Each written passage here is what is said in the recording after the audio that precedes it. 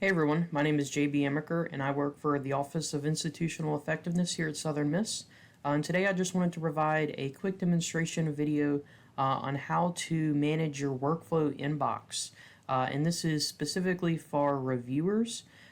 So if you serve on a committee or if you serve on multiple committees for the university, you'll notice that your workflow inbox can sometimes get rather full. So you'll see here I have 27 tasks in my inbox, and therefore my tasks have flown over into multiple pages. So the first tip I would like to suggest is if you cannot find your applications, or if you're looking for one in particular that you can't seem to find listed here, be sure that you've looked through each of your pages just to ensure that you've checked in all of the pages and all the places that your application could be. But sometimes an even more effective way to locate an application is by using the filter/search option that the inbox has. So if you see here and you click on show filters, you then have all of these options to search in between these columns to identify a certain application. So the first thing to keep in mind here is that in the name column, the name refers to the schedule or the process or the application. It's not the candidate's name that is typed in here.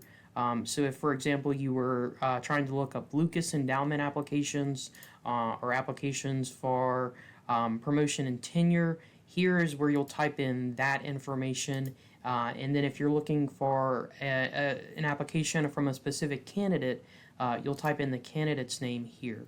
And typically what we suggest is that you type in the last name of the candidate only, just to ensure that you're able to find them.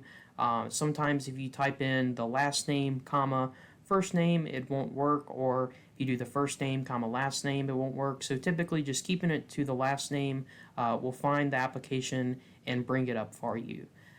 So in any of these boxes you can search.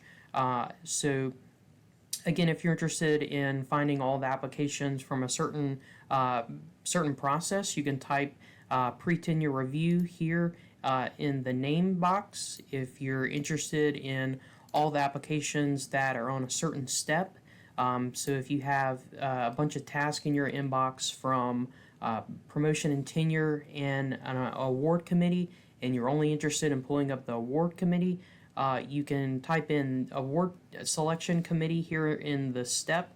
Whatever you see here, you can type that in your step box and it will pull up all the applications on that step. Because again, if you have multiple pages, it can sometimes be cumbersome to filter through and search through all these applications by hand. So I just wanted to quickly show you how to access these filters. And then lastly, we can look at the history panel. So again, this will also become pretty full over time, but the history panel is another useful part of workflow that not everyone is too familiar with. So within the history panel, you can actually recall applications that you have moved along in the process. If you're a committee member, you will not have access to this option, but if you're a committee chair or if you're a school director or a dean and you need to get an application back into your inbox, you can do that by recalling the application in your history panel. It's important to note that you can only recall applications that are a single step along in the process. So if you move something from the